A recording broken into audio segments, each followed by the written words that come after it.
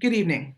My name is Anurima Bhargava, and I am honored to join you today as a chair of the U.S. Commission on International Religious Freedom, or USCIRF. I'd like to start by thanking you, Dr. Hugh H. Tran, and the Vietnam Human Rights Day Committee for organizing this event and for inviting me to speak on the occasion of the 27th annual commemoration of Vietnam Human Rights Day. For those of you who are unfamiliar with USCIRF, we are an independent, bipartisan US government body created more than 20 years ago by the International Religious Freedom Act, or IRFA. Our mandate is to monitor religious freedom worldwide using international standards and to make policy recommendations to the US President, Secretary of State, and Congress. USCIRF has 9 commissioners appointed by the President and the Democratic and Republican leaders of Congress, and our work is supported by a nonpartisan professional staff of around 20. USCIRF is separate from the State Department, but we work closely with its Office on International Religious Freedom, which was also created by IRFA. As an independent agency, USCIRF focuses exclusively on religious freedom and has no obligation to the US government's overall diplomatic, economic, or security relationship with a particular country's government.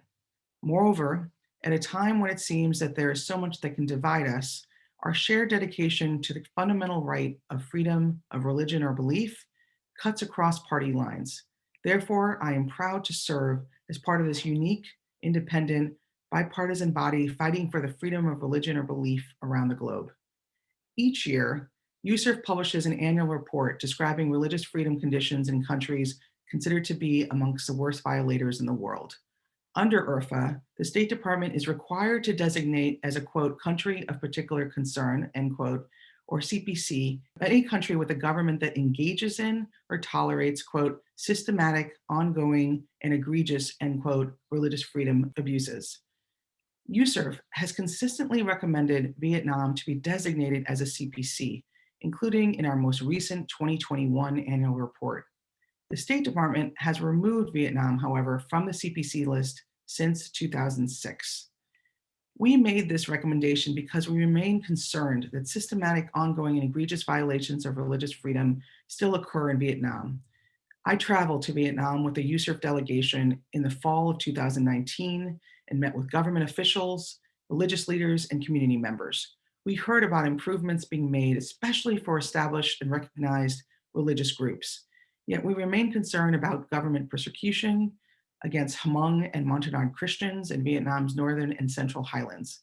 Local authorities subject these vulnerable ethnic minority communities to beatings, detention, imprisonment, torture, and forced renunciation of faith, and have refused to grant them household registration documents and ID cards that are necessary for simple living in a normal life in Vietnam.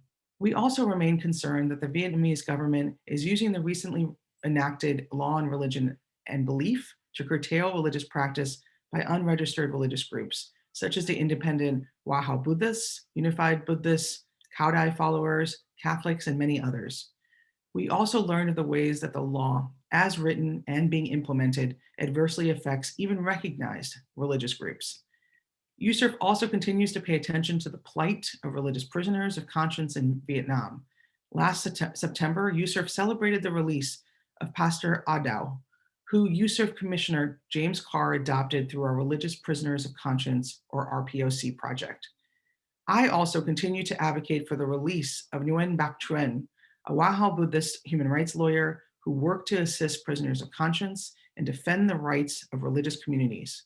Despite these challenging realities, however, the US government has consistently and persistently pressed the Vietnamese government to make improvements in human rights conditions generally and religious freedom specifically, since the normalization of relations between the two countries in 1995. The Vietnamese government has made modest improvements in religious freedom conditions over the years. We hope that trend continues. As such, USCIRF will continue to engage with the Vietnamese government and emphasize that it's in its best interest to respect freedom of religion, as continued violations of religious freedom will only prevent our two countries from forging a deeper, more constructive relationship today. Thank you again for this opportunity to address you. I look forward to continuing our collaboration to ensure that victims of religious persecution and violence in Vietnam are held with dignity and that one day all Vietnamese can worship freely and openly. Thank you.